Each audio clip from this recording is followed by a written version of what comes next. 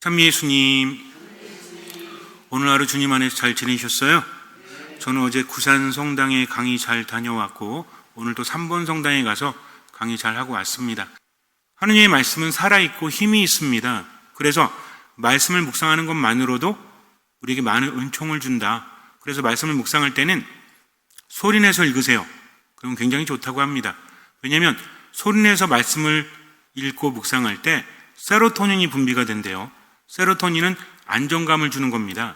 편안함을 주는 거죠. 그래서 우리 몸에서 나오는 것이 있다. 행복은 밖에 있는 것이 아닙니다. 어떤 좋은 일이 있기 때문에 좋아할 수도 있지만 결국 행복이라는 것은 내가 느끼는 겁니다. 인간은요, 금세 익숙해져요. 돈이 많이 벌리면 처음엔 좋아요.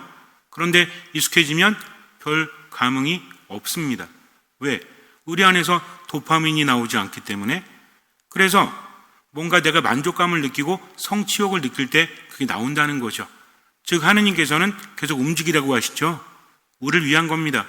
그냥 가만히 있으면 우리 몸에서 나올 것이 안 나와요. 그럼 행복하지 않다는 거죠. 근데 우리는 외적인 것만 하느님께 달라고 하죠. 하느님께 달라고 하면 주십니까? 안 주십니까? 주실 수도 있고 안 주실 수도 있다. 그래서 기도만 하면 들어만 주신다. 그래서 믿음이라는 것은 기도하면서 움직이는 겁니다. 믿음이라는 것은 단순히 하느님께 뭔가를 간절히 청하는 것, 이것이 아닙니다. 하느님께 청하는 것도 믿음이지만 믿음이라는 것은 어떤 마음이다? 듣는 마음이다. 제가 매일 강조하죠. 다른 건 몰라도 자다가 툭 건드려서 일어나서 듣는 마음 그러셔야 돼요. 그러면 듣는 마음이 내가 계속 외우잖아요. 계속 되뇌이잖아요. 그러면은 삶 안에서 정말 중요한 순간에 듣는 마음이 생긴다는 거죠. 한 번, 두 번으로 되지 않습니다. 제가 여러분들에게 습관이 중요하다고 그랬죠. 가톨릭 전통에서 습관은 매우 중요합니다. 습관은 좋은 건가요? 안 좋은 건가요? 자, 이제는 틀리는 분이 아무도 없잖아. 왜? 그동안 계속 질문했기 때문입니다. 생각하세요. 의식 없는 습관은 안 좋은 거예요. 하지만 의식이 있는 습관은 좋은 겁니다. 수도원에서 수도 생활하는 분들의 특징이 있죠. 저마다 다르지만 그분들은 시간에 따라서 움직이죠. 종이 치면 성당에 갑니다. 하느님 만나러. 종이 치면 밥 먹으러 갑니다. 종이 치면 일을 합니다. 이게 뭔지 아세요? 어떤 분들은 종 칠 때마다 움직이면 그 습관 아니야. 이게 아니라 멈출 줄 아는 것이고 새로운 곳으로 움직일 줄 아는 겁니다.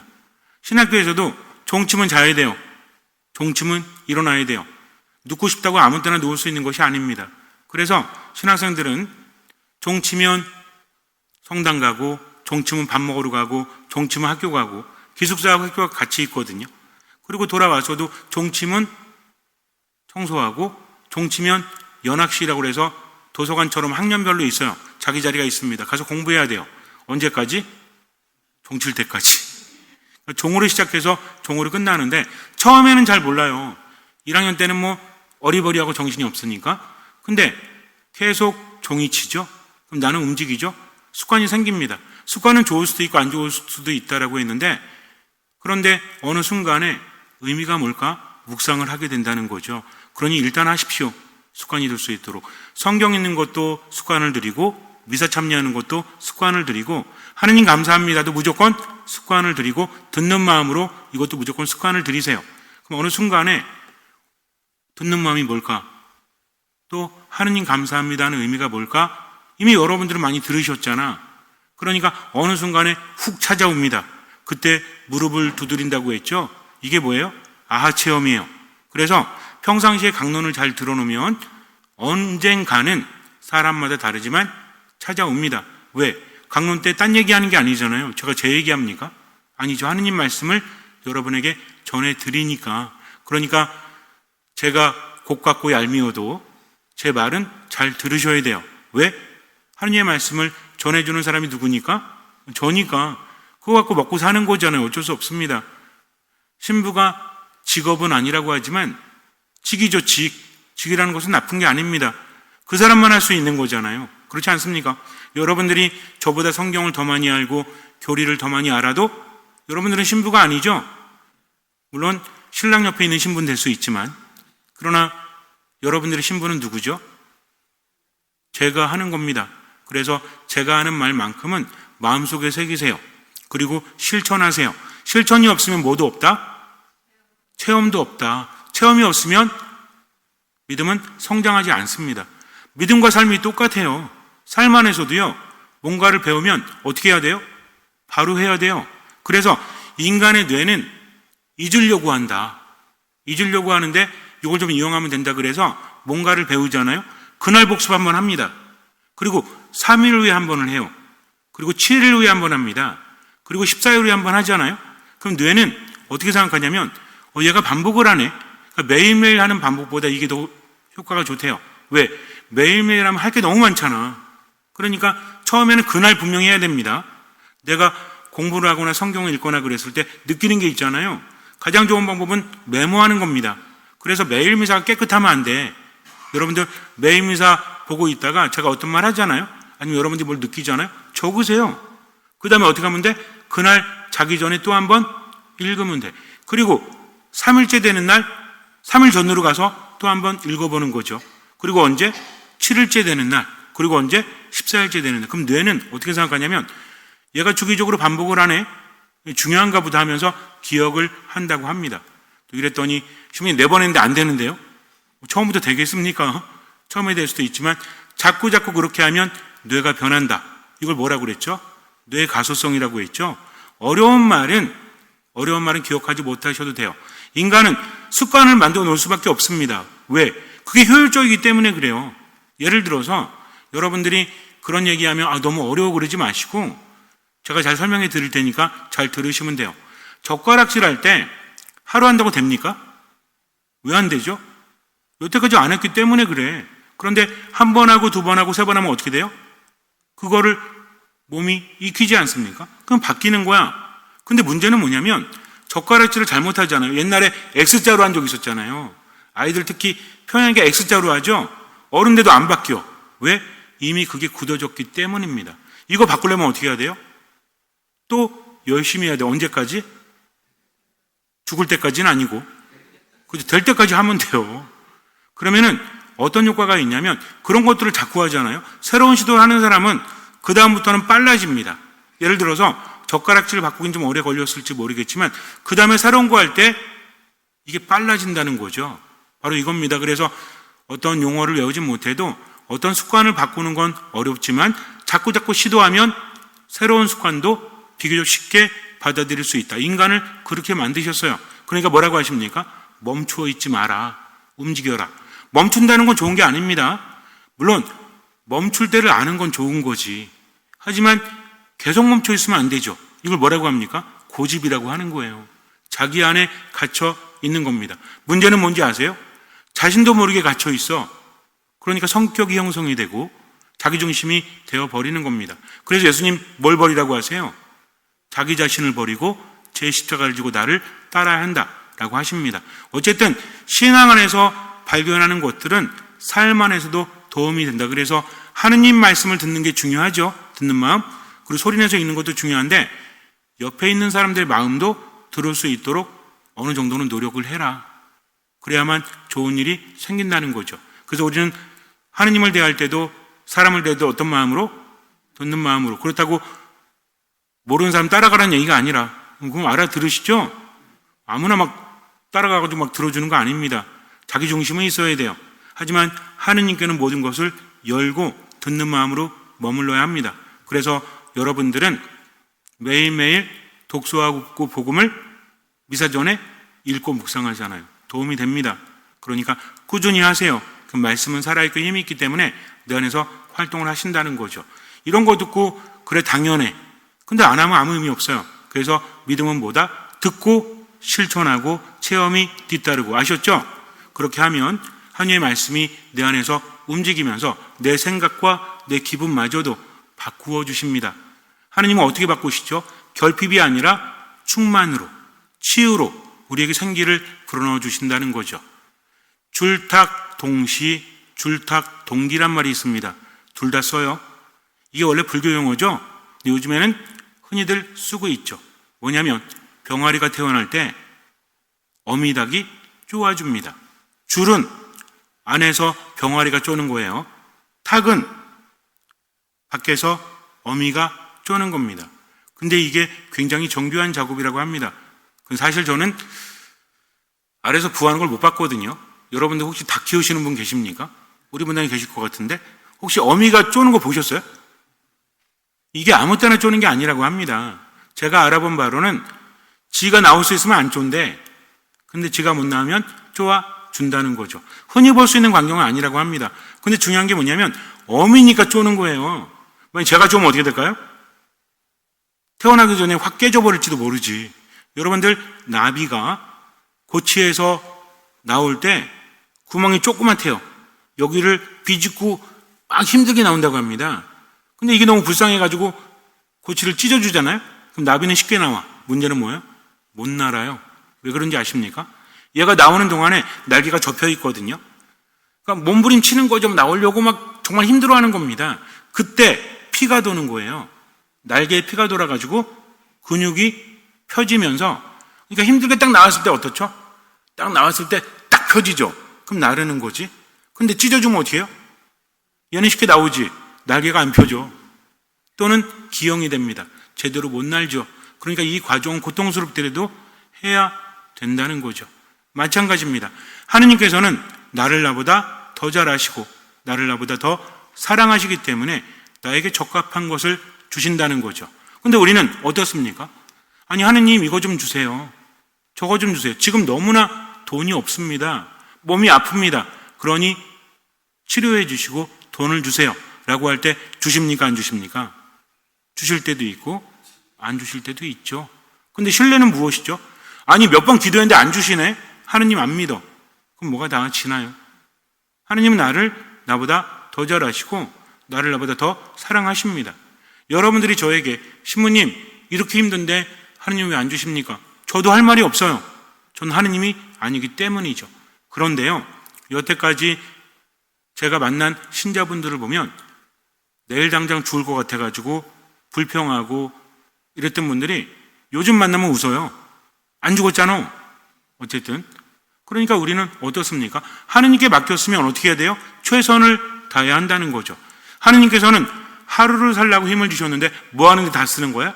불평하는데 다 써버립니다. 그러면 돼요, 안 돼요? 안 되죠. 그러니까 하느님 믿고 어떤 마음으로?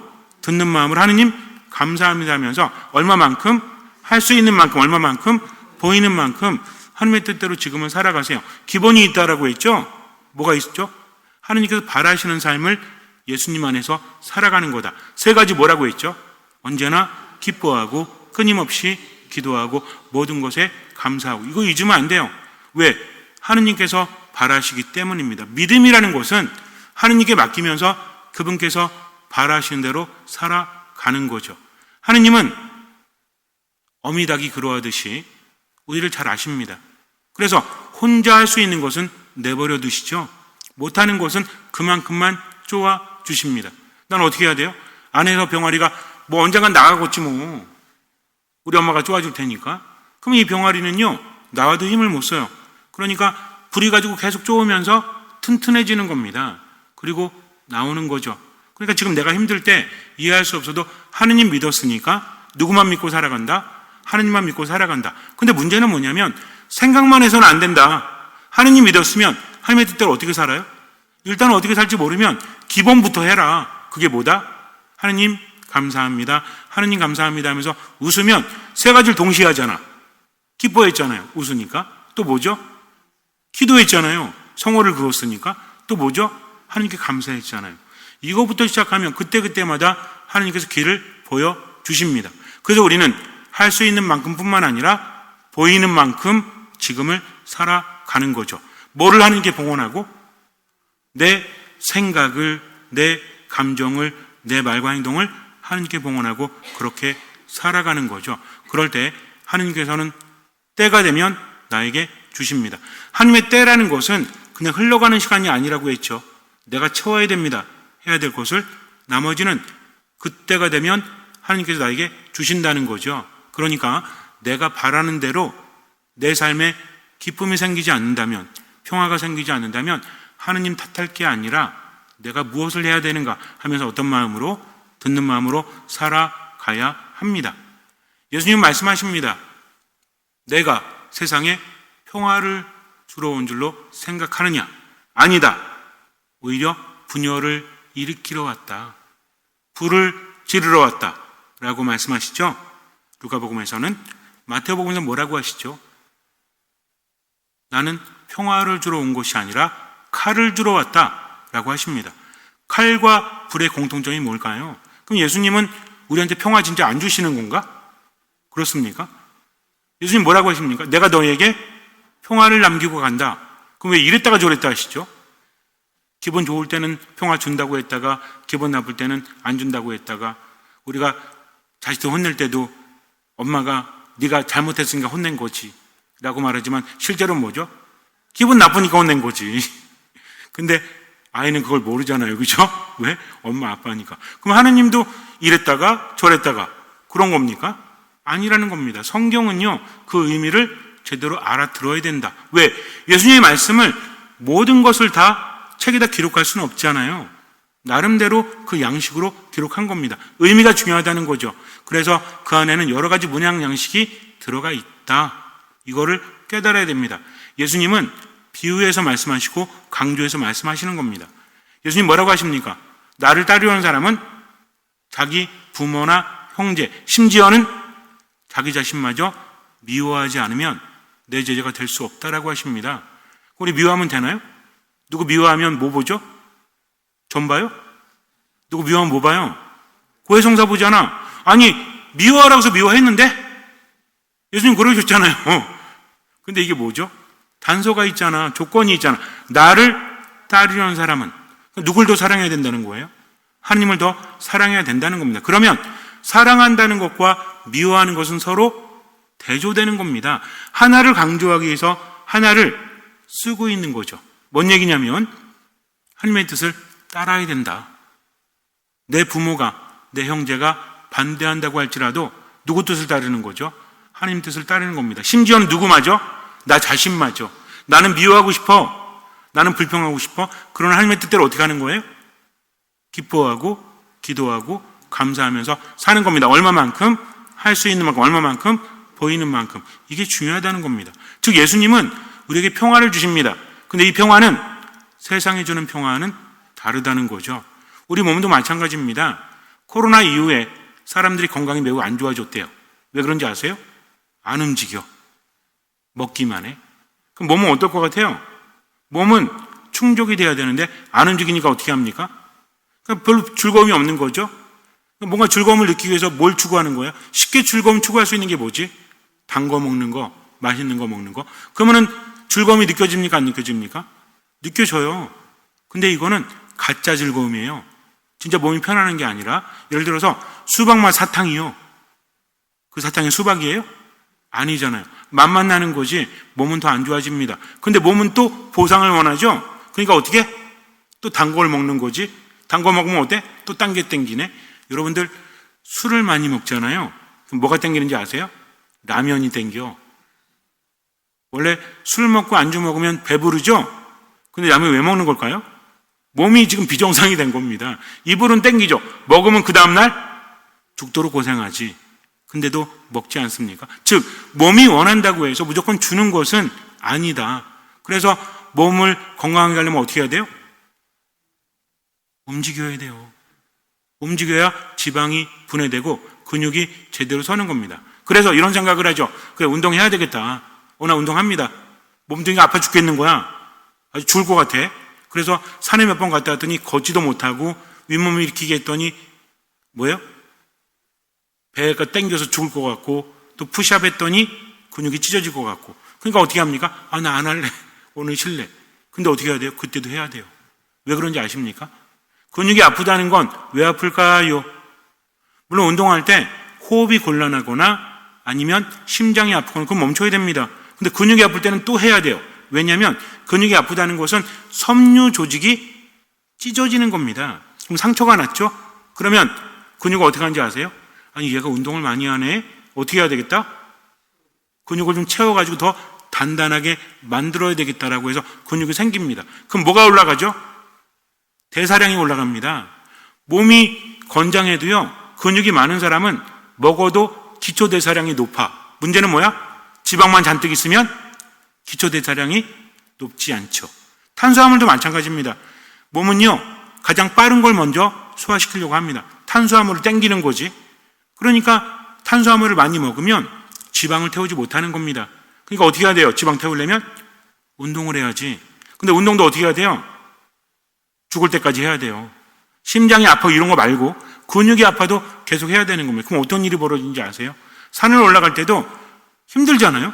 막 숨차요. 심장이 아픈 게 아니라 폐활량이 막 딸리죠. 이때 어떻게 해야 되는지 아세요? 그래도 걸어야 돼요. 그럼 뭐가 지나갑니까? 데드 포인트가 지나가요. 죽는 점, 4점이 지나갑니다. 그러면 세컨 인드가 와요.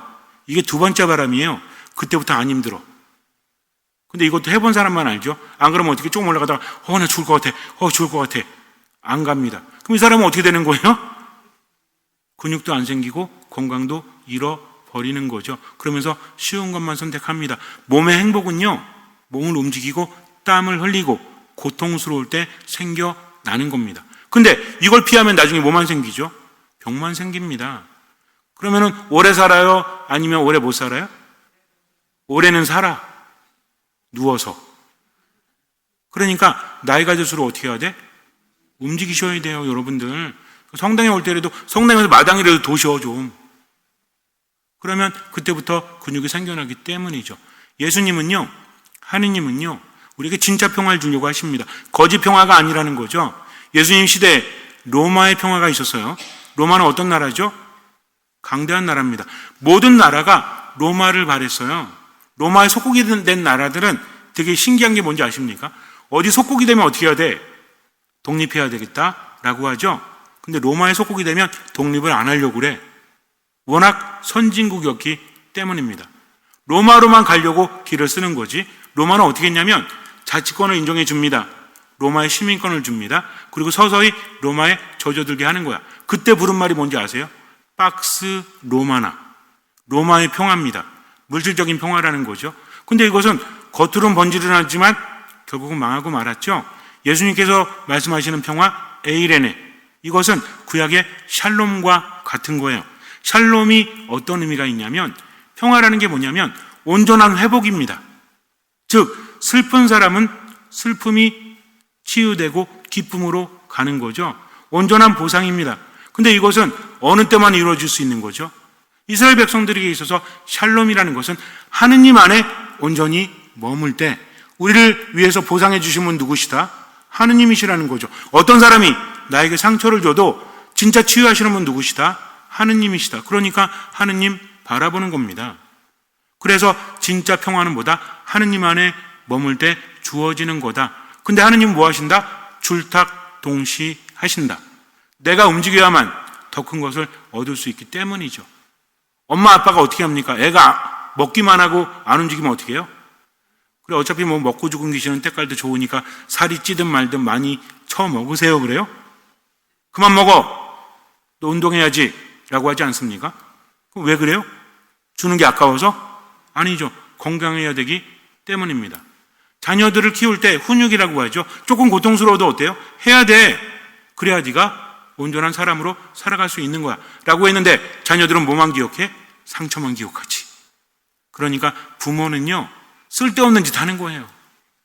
자식 키워도 아무 의미 없어. 그렇다고 해서 신부님이 자식 키워도 의미 없다고 했으니까 니네 이제 국물도 없어. 이게 아니라 우리가 자식이고 하느님이 우리의 참 부모이시기 때문입니다. 그럼에도 불구하고 그분은 나를 나보다 더 잘하시고 사랑하시니까 그분 믿고 살아가세요. 그래서 우리는 세상의 어려움을 보는 것이 아니라 누굴 바라본다? 하느님을 바라본다. 그래서 하느님 말씀이라면 무조건 따르는 거죠. 에휴 말이 됩니까? 어떻게 용서하고 어떻게 기뻐하고 어떻게 즐겁게 삽니까? 즐거운 일 하나 없는데? 그러면 우리 몸은 어떻게 된다고 그랬죠? 나는 즐겁지 않아. 나는 기쁘지 않아. 나는 행복하지 않아. 그러면 뇌부터 어떤 준비한다? 행복하지 않을 준비를 합니다. 몸은 나아지지 않고요. 생각도 부정적이 되고 기분도 안 좋지. 그러니까 악순환이 반복이 되는 거죠. 근데 우리는 어떻습니까? 멈춰 있지 말아야지. 누구 바라본다? 하느님 바라본다. 그리고 언제까지? 죽을 때까지 하는 거죠. 하느님 내버려 두십니까? 운동선수들이 특히 국가대표나 이런 사람들은요 혼자 운동하지 않습니다. 개인 운동 시간 빼고는 트레이너가 옆에 붙죠. 어떻게 하는지 아세요? 예전에 달리기 하는 거 보니까 산까지 가야 돼. 그 뒤에 코치에 따라오면서 때려요 자꾸.